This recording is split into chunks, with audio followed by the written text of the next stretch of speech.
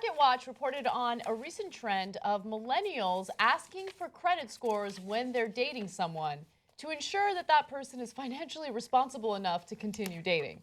So I don't know how widespread this is, but the story did profile several women who say that they ask their dates, what's your credit score? And then they'll decide whether or not they're going to continue dating that person.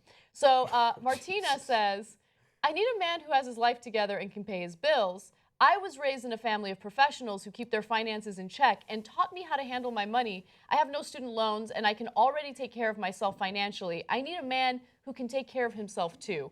So she only dates men who have a credit score of 700 and higher. Jesus Christ.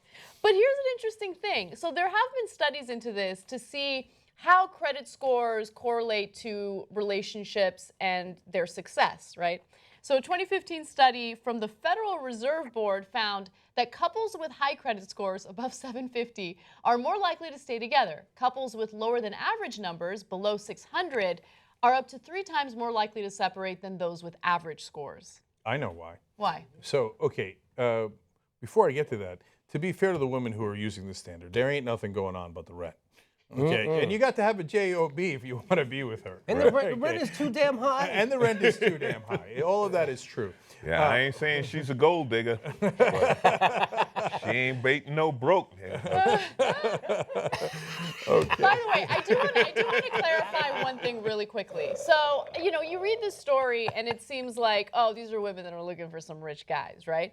But it's actually, you know, financially independent women, and they're just like, you know, I'm really fucking responsible with my money, and I want a guy who's also responsible with his money, right? Yeah, no, I get it. I get it. But what if you're attracted to someone in the arts, right? What if? Yeah, I mean, look, that's the rub there. You know, my wife was she's attracted to me because of my artistic ability, right? And you know, but that also brings some financial instability with it, yeah, right? Yeah, these women would not date you. Sorry. And now these women would not date me, but they are they cannot resist the charm. That's the thing. But that is no, but you know what? Like, look, I disagree with this strategy in dating. It's already difficult enough to find someone that you have good chemistry with, but you can't judge whether or not someone's worthy of your time just based on a credit score. There's so many unforeseen circumstances that impact your credit score.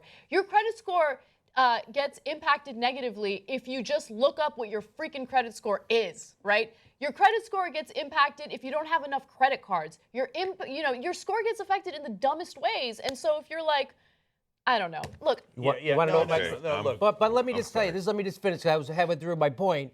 But my wife made the investment early on. She knew I had the talent, and now it's really paying off in spades for her because my credit score is 797. Ooh, look at that. And it helps you orgasm.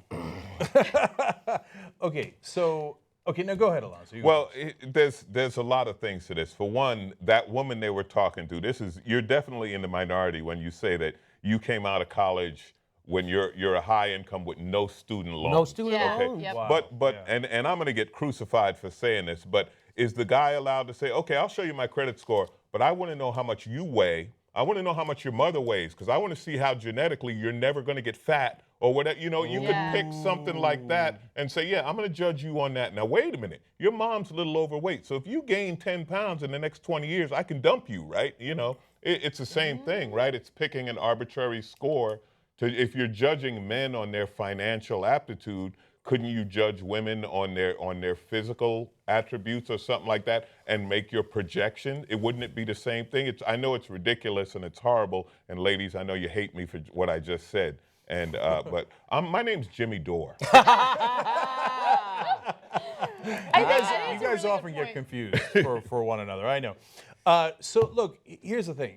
This is silly because the reality is people kind of get a sense of that through their conversations, et cetera, without being so rude and ridiculous as to say, what is your credit score? Yeah. I will now judge your entire existence. Yes. Yes and no, okay? I think that, first of all, credit score, I'm not going to say it's irrelevant, but don't ask for the credit score because, again, there's so many different things that impact it, and I don't think it's an accurate depiction of someone's financial responsibility, right?